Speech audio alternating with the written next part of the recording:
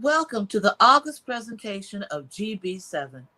If this is your first time, we'd like you to know that GB7 is a series of virtual presentations streamed on the 7th day of each month. Each one is an opportunity to consider facets of today's cultures and realities and how they connect with the life and work of that Pulitzer Prize winner, that Library of Congress poetry consultant, that 30+ years Illinois poet laureate, that amazing author, Gwendolyn Brooks, and how and why she and her writings continue to be startlingly relevant. We are so excited about this month's GB7. It is the first of our Teaching Gwendolyn Brooks sessions.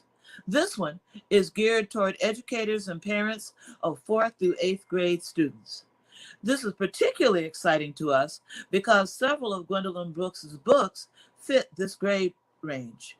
First of all, there is Seasons, a Gwendolyn Brooks experience.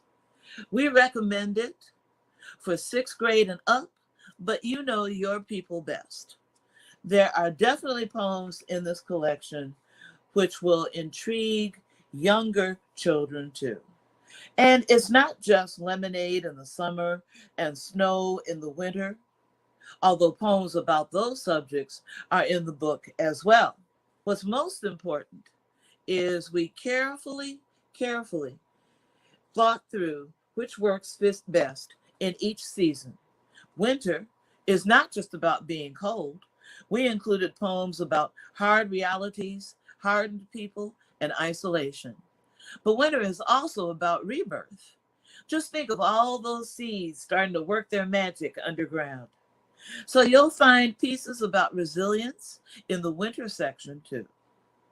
We've also got her little book, Aloneness, which I think is for all ages, younger and older than this particular grade range.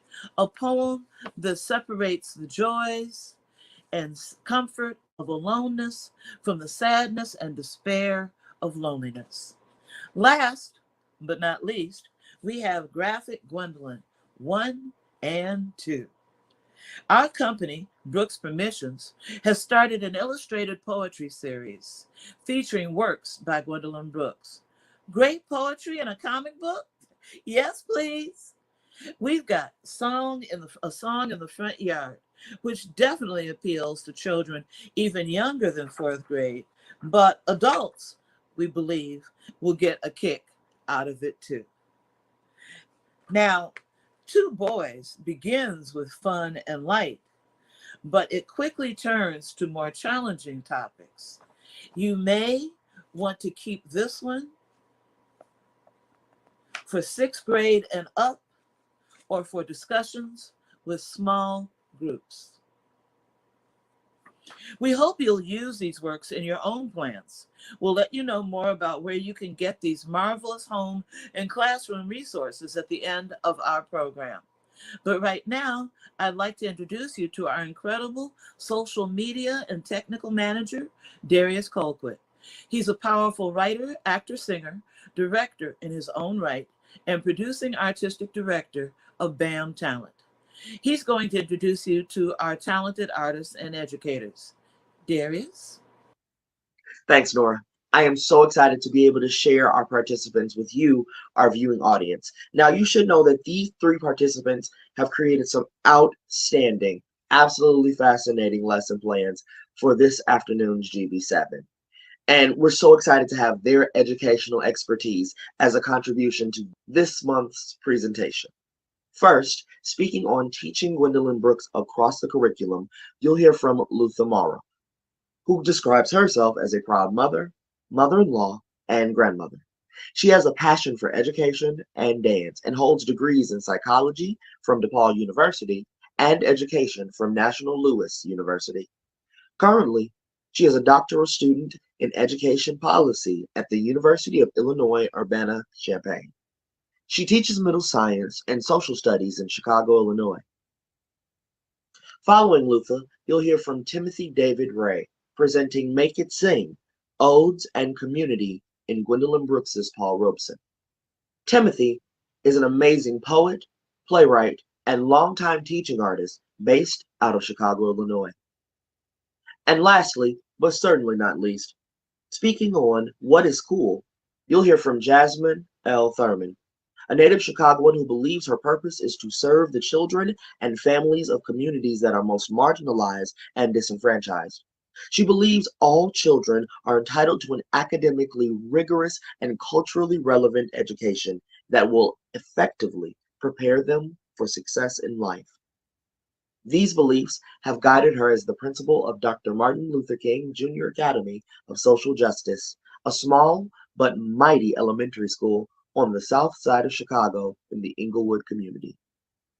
And now, our participants.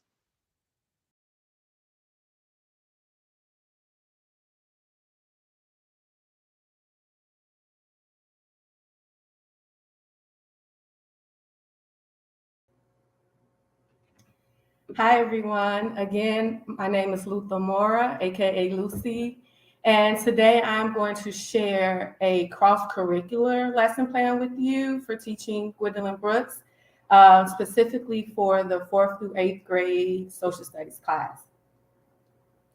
We're going to begin with looking at a few learning standards. So here we have 4th and 5th grade learning standards for social studies, where the children are to study important individuals or major events from multiple cultural perspectives, and they are to create and use a chronological sequence of related events, specifically looking at those that impact underrepresented groups. For middle school, 6th through 8th grade, students are expected to identify the effects of events on groups of people who have been marginalized, and use questions generated about individuals or groups to analyze why they and the developments they shaped are seen as historically significant. So these learning standards are the groundworks that will be used to set the purpose for the students that we are going to study Ms. Gwendolyn Brooks, because she is a significant figure in U.S. history. Now, as I mentioned, this is cross-curriculum, so we're going to do some collaboration with the English language arts teacher. Usually for 4th and 5th grade, that's done during the reading block. And then 6th through 8th grade middle schools that are departmentalized, they have a separate English language arts teacher than the social studies teacher. And so in English language arts, this is where the students mostly receive their poetry lessons. And here you see these learning standards for 4th, 5th, and 6th grades, where the students are to focus on figurative language, such as metaphors and similes, and then get into analyzing the tone and the mood of the poem. For 7th and 8th grade, they continue looking at figurative language and the meaning of that, and then they dive deeper into the analysis of the poem, looking at the structure, the rhythm, the repetitions, and again, dissecting phrases and words to help them understand the meaning and the tone of the poem. So we're going to connect these things in our lesson today. So the first thing we have to do is, again, collaborate as social studies teachers with the English language arts teacher and find out during their poetry unit, depending on which grade level you're teaching, what did they learn at that specific grade level? Was there a focus on rhyme? Was there a focus on repetition? Where the students are with their understanding of similes and metaphors? How were they with the analysis of the poem, with using the words and phrases of the poem to help them decide the poem's message, what the tone or the mood was. So we're going to collaborate with the ELA teacher so that we're using that same language and the same vocabulary as we review this in social studies class, because what we're going to do is use the poem as a way to introduce our student to our significant historical figure, which in this case is Miss Gwendolyn Brooks. So as a social studies teacher, if you're wondering like where should Ms. Brooks fall within our curriculum? So we have several options. You can choose one of the history months or both. So in February, you have Black History Month. In March, you have Women's History Month. And then in April, you also have National Poetry Month. So you really have like 3 consecutive months where you can put together a nice unit of study for Ms. Brooks, where you focus on her significance as African-American person in U.S. history, her significance as a woman in U.S. history, and then her significance in the world of poetry, not only in U.S. history, but worldwide. So you can use any one of those to infuse her.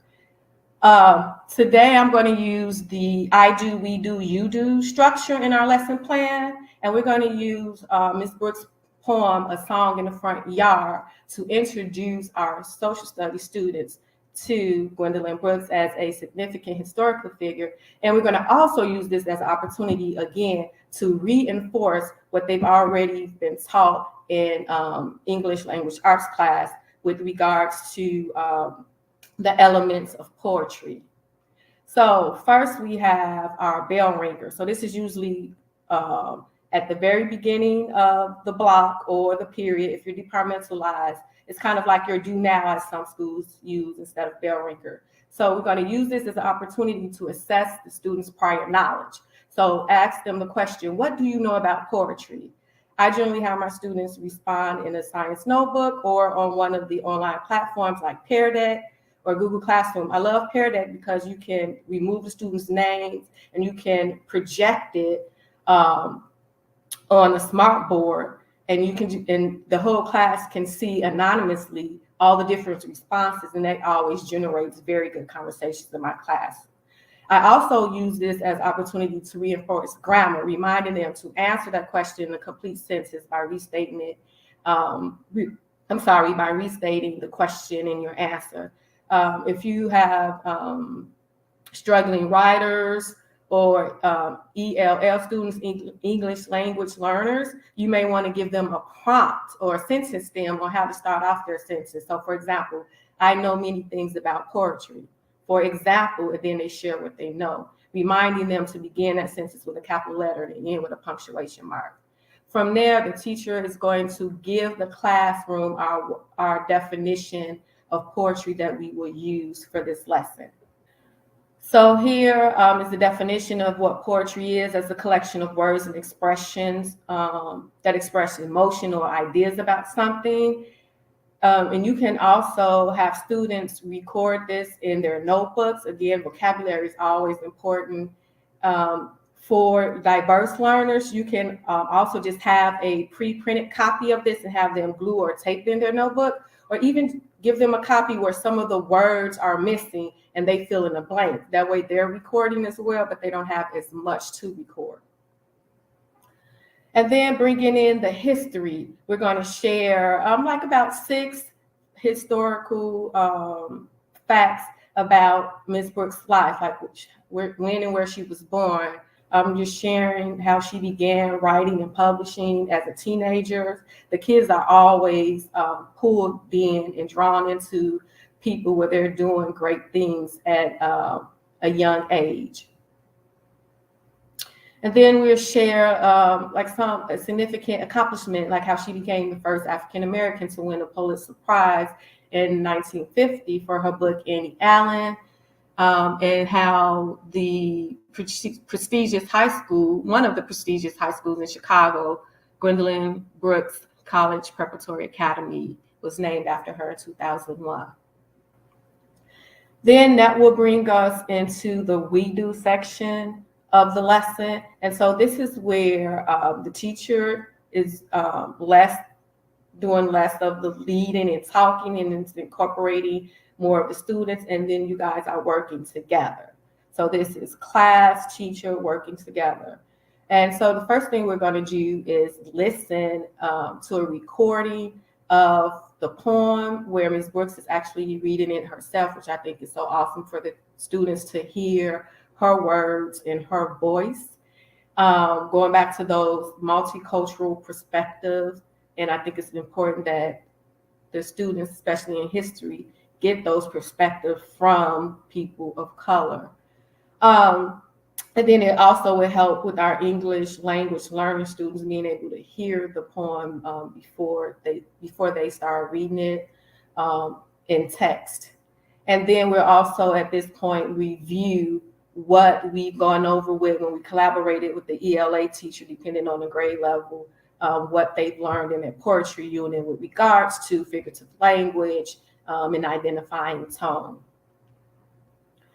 So I have here a link to a recording. The recording came straight from YouTube, and then I just filter it through Video Link, which is a safe link. So it takes out all the commercials, so that way you don't have to worry about the video playing in class and then something comes up that's inappropriate for the classroom. So the link is about 1 minute. You guys will listen together as a whole group. Then you'll set a timer for about 90 seconds, have the children turn and talk with an elbow partner and discuss like something that stood out to them. Then after that, we'll bring the class back together and just have a brief review session, again, depending on what you went over with the ELA teacher of what they know with regards to elements of poetry, whether it's rhythm, rhyme, repetition, similes, metaphors, and then try to have like an anchor chart that can stay up as a reference point. I like to do it electronically. That way I just keep it projected on the board. And if you can, if the ELA teacher has one, you want to do something that's similar or even identical to what the ELA teacher has. That way there's cohesion and the kids really, it gives them a confidence to know that, hey, I've seen that before, I heard that before, I've been taught this before. So it gives them a solid foundation. And so the next thing we would do after that is we'll provide the students with a copy of the poem in our blended learning environment post COVID shutdown. You have the option, you can either give it to them, give them access to electronic version, or you can print out a hard copy.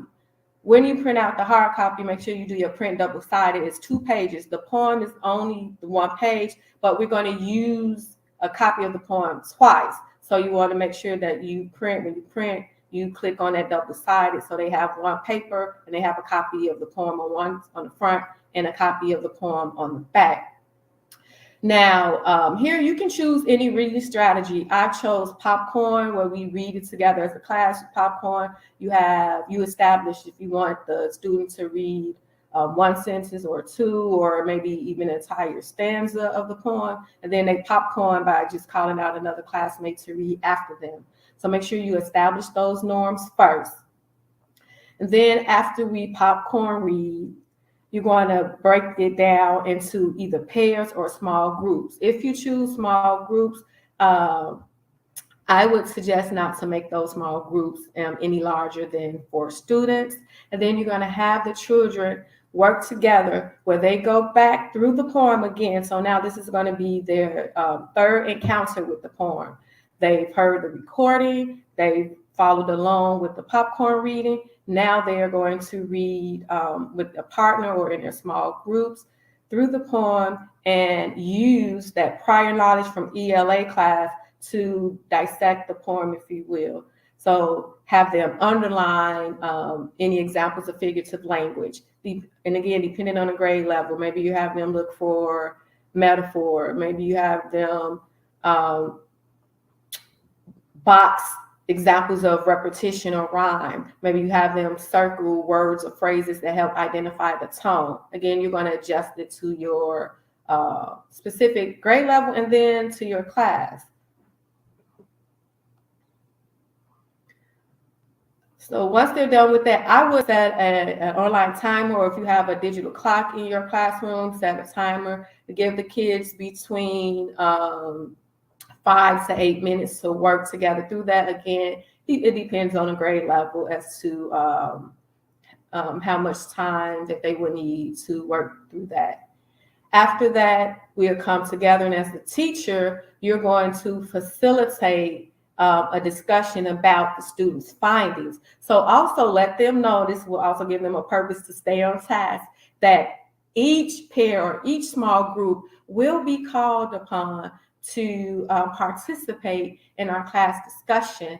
And you will show, I have included in the Google Slides the poem so that you can pull it up and the kids can follow along and call on a group or pair to ask them for like the example of figurative language they found in that stanza, or the example of rhyme or repetition, or what words or phrases did they box, or did they circle to show that help them, figure out the tone or the mood of the poem. And then as a teacher, if you want, you could also, as you go through that, show that by putting in the highlights or the circles on the board. And then finally, we'll discuss the overall message of the poem. After that, we would wrap things up with the You Do section. And with the You Do section, there's a hyperlink here for you to click on an analysis worksheet. And these next couple of slides show like the different questions and directions the children are asked to do in order to analyze the poem. Again, this time they're going to use the second page. So they have a blank copy of the poem again where they can interact with. And this time they're going to circle things of interest. And then they're going to use that information to help them answer questions about the poem, its meaning, and ways in which they connect to it. And then finally, we can use this again if we're working at a time during those history months, where this is a time where a lot of social studies teachers give out projects for like Black History Month, Women's History Month, and even Poetry Month. And so you can give them different options to choose from to create a project on Gwendolyn Brooks. So whether it's a timeline about her life, creating an acrostic poem where the children will write out her name and then give a word or short phrase for each letter of her name. Genius, writer, for example.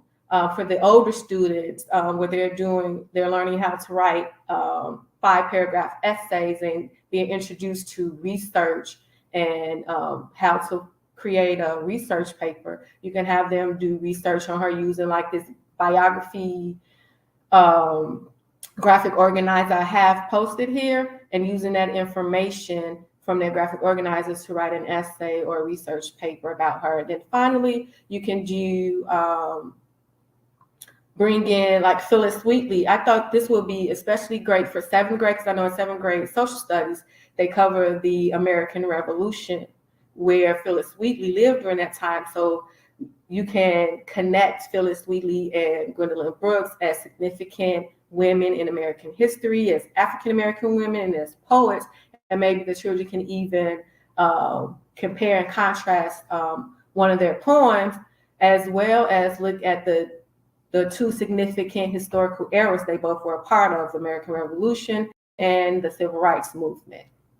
And there you have it, teaching Gwendolyn Brooks across the curriculum. Thank you guys so much.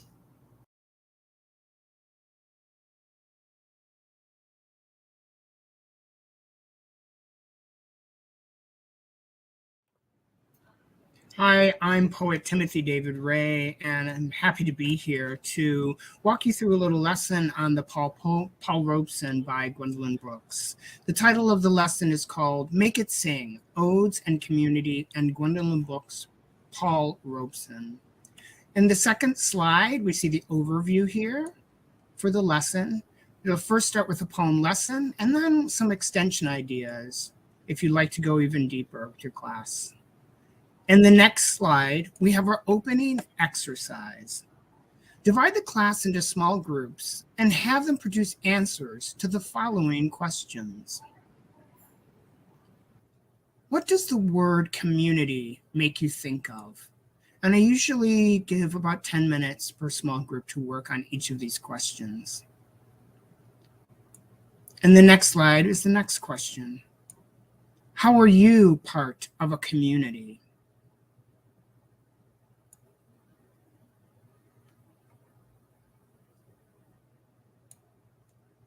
And in the next slide, the next question, who are important people in your community? And I really like to open these questions up. There are no wrong answers. So the artist, the poet, the students feel very open and free to begin writing and to begin brainstorming as a group and sometimes individually as well. In the next slide, I asked that the group kind of switch gears and find an image that symbolizes community. They can find an image, they can draw an image, they can find an image on the computer if they would like to, but I'd like them to use an image and start working with images to combine with their poem when it's finished. This usually takes about 20 minutes. So of course, this lesson can be sped up if you'd like to do it in one sitting, but it also allows itself to be extended over at least 2 or 3 days. And in the next slide, we begin talking about Paul Robeson. Here in this next slide, I've cut and pasted just a very brief introduction to Paul Robeson from Wikipedia. You're also welcome to do a deep dive with your students, especially your older students. So they'd like to get to know Paul Robeson. Paul Robeson was a bass baritone and was an American bass baritone concert artist, stage and film actor, and professional football player and activist who became famous both for his cultural accomplishments and his political stances. In 1915, Robeson won an academic scholarship to Rutgers University. And then we start going a little bit deeper into some of the aspects that we'll look at the poem. In the next slide here. Robeson became famous for singing a song titled Old Man River from a musical called Showboat.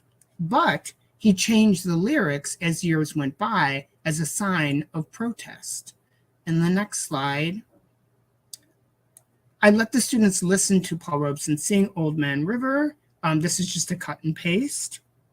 But this is a nice rendition from the musical version of Showboat. So they have a little better understanding when we go right into the poem itself. But you see already, we've written, we found images, we're working with moving images, storytelling, musicals, the media.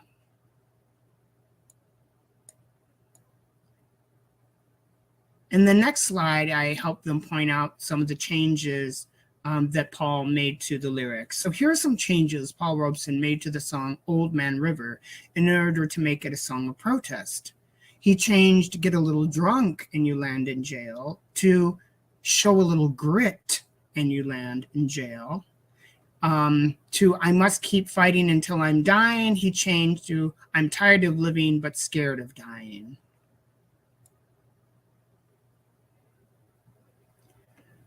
Gwendolyn Brooks wrote a poem about Paul Robeson called An Ode. See that introduction here. And definition is on the next slide. An ode is a poem written in celebration or dedication to someone or something. And in the next slide, especially for your older students, this kind of delves a little bit into Gwendolyn Brooks' approach with verse journalism, and you're welcome, of course, to make accommodations to do a little deeper dive into verse journalism. This slide says, Gwendolyn Brooks proposed localizing the news of the day, one clipping at a time. Brooks named her construct verse journalism. She defined it as a poet as a fly on the wall. Poet is all-seeing eye. As she taught, poetry encourages a more robust investigation of news and events. And so before we go into the poem, you already see that we've sort of scaffolded, begun with the idea of community, we've introduced the idea of images, finding images, watching a clipping of Paul Robeson singing Old Man River, the media, and then we go into the poem here by Gwendolyn Brooks in the next slide. Paul Robeson by Gwendolyn Brooks. That time, we all heard it, cool and clear, cutting across the hot grit of the day, the major voice, the adult voice, foregoing rolling river, foregoing tearful tale of bale and barge and other symptoms of old despond, warning in music words devout and large that we are each other's harvest, we are each other's business, we are each other's magnitude and bond. And in the next slide, these are just some beginning student reflection questions that I would recommend asking. What are some things you notice about the poem? And that can be anything. It's short, it has sort of a rhythm to it. There are capital V's in the poem. What do you think that means? How does the poem make you feel, especially after the students have watched Old Man River, Paul Robeson singing, know a little bit about Paul Robeson, and have found their own images and ideas of community. How did Miss Brooks use the alternate lyrics in her poem? Can they find examples? And I asked them to find examples of that, and they might have to go back, revisit the song again, or have a discussion about the changing lyrics. Do you think Miss Brooks considered Robeson part of her community? So we're trying to really stay with that idea of community and what community can be. Do you think this poem is an example of verse journalism? Why or why not? And then what we'll do is we'll use all this information, which we call brainstorming, everything that's led up to this moment. We have access, of course, to the media, the clippings of from the show, from the film Showboat, and his bio. We've learned about Paul Robeson, and we've thought about how this affects us and what community means to us. And so the next portion and the final portion is to let's write. So we asked the students, use your brainstorm lists, right? All that information that we gathered from our beginning brainstorming to write a poem about your community. You may make your poem an ode. They might make their poem an ode and try that out, as Miss Brooks did, to another person or to an idea. Or you may write about the community in a broader sense. And I always like to give them a shorter sample. Here I sort of repeated the we word, something that they can kind of grasp on to see, oh, I see what was done here, but it was influenced after the poem by Gwendolyn Brooks. So it's called Community by David Rey. I hear the whole voice of my neighborhood and city. We cry for justice. We work for peace. The corner store clerk, the dog walker, we are the city. We are the community. And I always like to add in the next slide my rules for writing. This really guides my pedagogy, and I found that it really works with creative writing students of any age. The number one rule is anything that you put down is better than a blank page. Number two is think of paper as a canvas and you as a painter. One stroke with a brush is better than none at all. Number three, dare to be messy. If you want to fix it, you can fix it later. And four, when creating new works of art, it is not productive to grade yourself. Just try to get something down on the page and then you have succeeded. And the next slide just tells that students are then given time to craft their poem. I usually find that 10 minutes is plenty of time to just get that down and get the editor, critic out of the brain and get those ideas down. They can work in small groups to craft a group poem or an ode, or they can work individually to craft poems.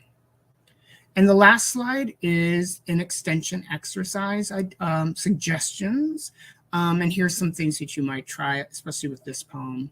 Find and play protest songs during class in the background as students work.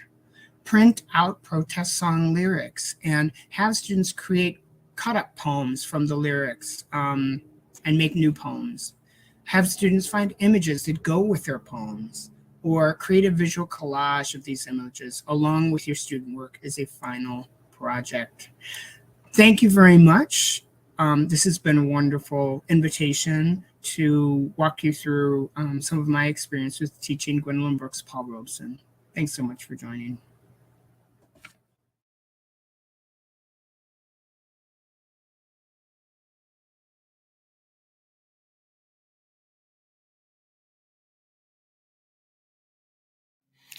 Hey everyone, my name is Jasmine Thurmond, and I am super excited to give just a brief overview of this lesson that I actually created for this.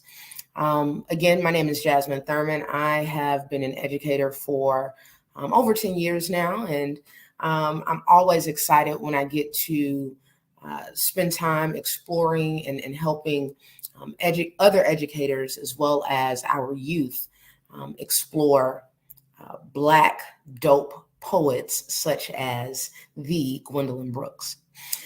So this lesson is actually titled "What is Cool?"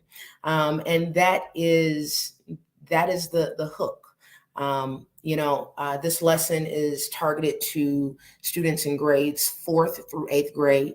And in that age range, we know that students are always seeking to be incredibly cool, right? They want to ensure that their hair is right, their words are correct, their look is perfect, and everyone perceives them as being cool. And so what I am excited about is helping young people think about what it really means to be cool by exploring a couple of texts, but also some multimedia pieces. So the first text is "We Real Cool" by Gwendolyn Brooks. And I am sure almost all of you have had some exposure to that poem. And if you haven't, guess what? It's not too late for you to do a quick Google search so that your life can be changed by Gwendolyn Brooks. And the other text is "Hey Young World" by Slick Rick. So specifically, I want to utilize the first verse from "Hey Young World" by Slick Rick. And within this lesson, as I said, the hook is really engaging students in a conversation around what it means to be cool. What is cool? And once that conversation, really becomes lively, and as a group, we've captured some of the most important components of being cool.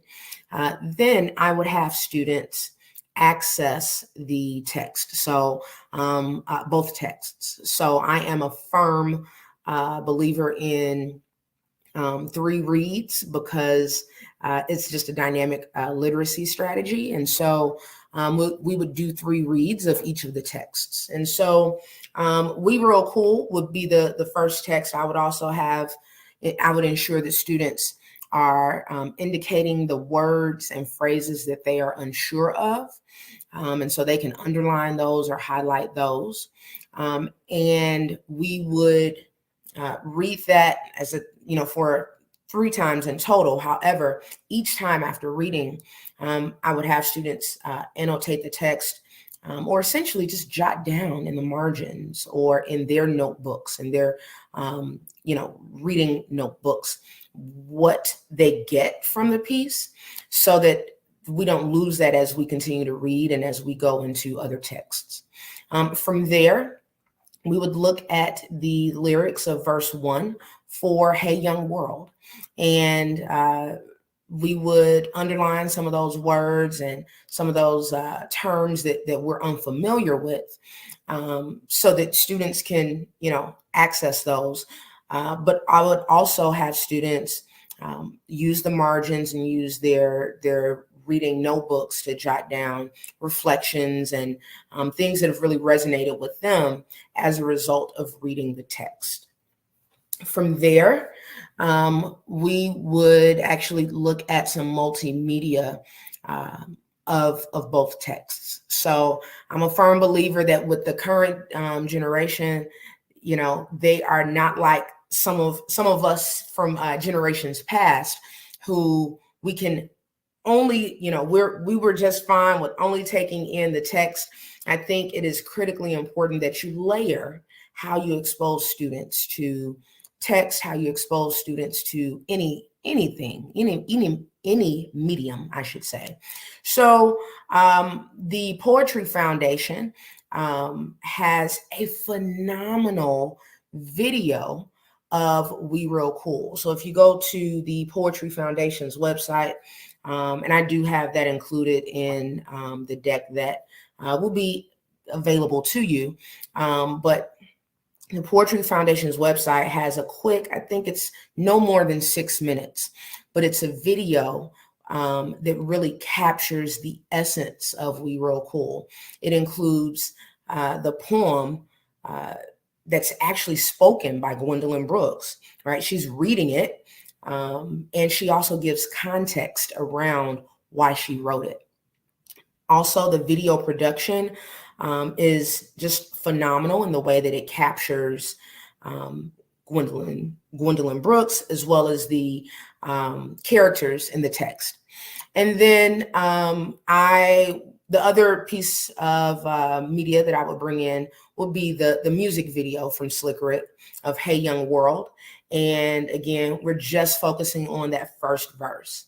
And so, you know, really with looking at the text and doing those 3 reads and writing our reflections down and then watching those videos, it will be, it becomes a natural progression in the lesson to have students break out into small groups, no more than 3 students, to talk about what are some of those similarities that they are finding in the texts, and what the author is trying to get us to believe about the topic, as well as simply the main idea, the theme of each text. And so that discussion is really the piece where, as educators, we can really allow students to engage in discourse where they can go much deeper than what we might ever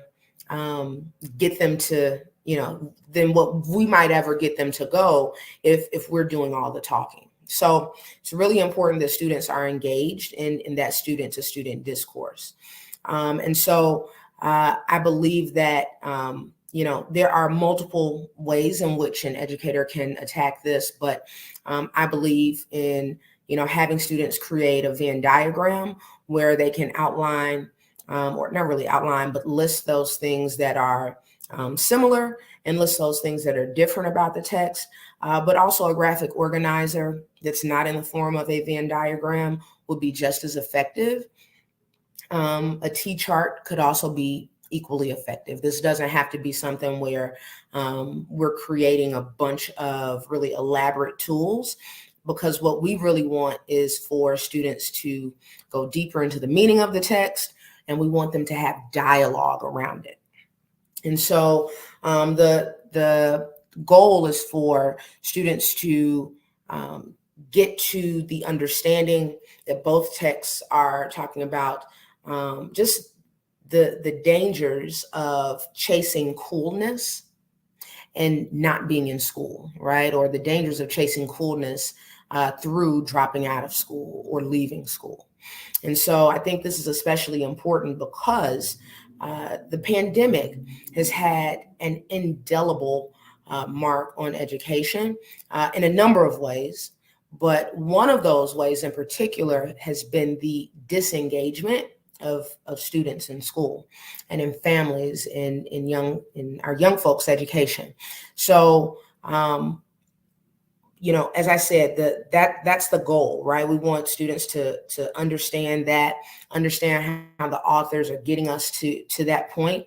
And from there, we want students to work together either in the same or different groups. It's all up to the teacher as to how you go about this, but have students work together to create memes, a series of tweets, even a verse or song or video as part of a campaign to encourage students to stay in school.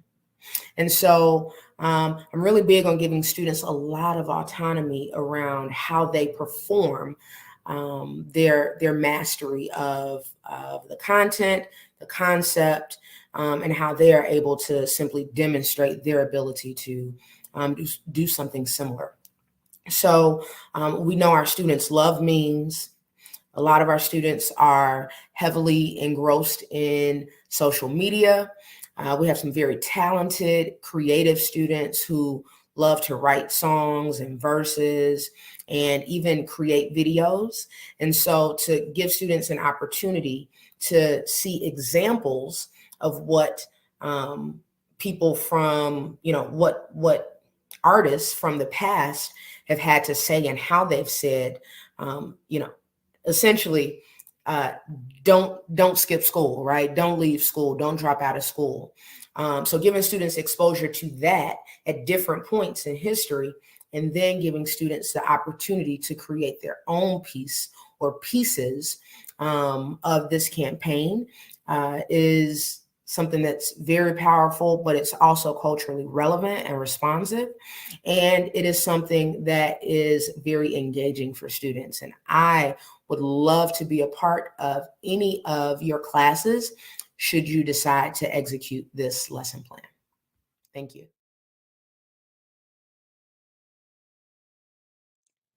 Brooks Permissions would like to thank David Rey, Lutha Maura, and Jasmine Thurmond for creating and sharing their Gwendolyn Brooks lesson plans today.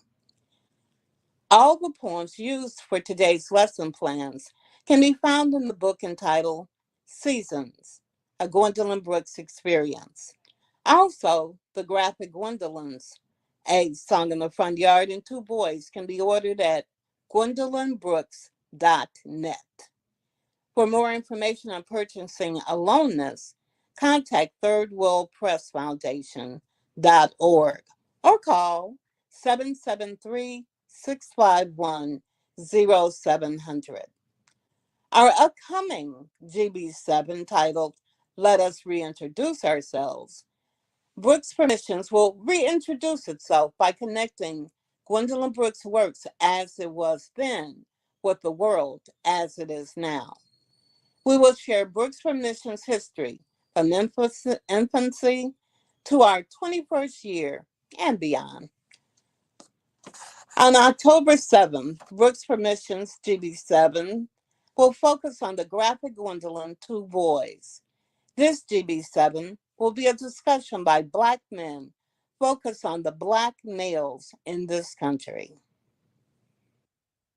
One of the most impactful pieces in the catalog of Gwendolyn Brooks is the iconic poem, Speech to the Young, Speech to the Progress Toward.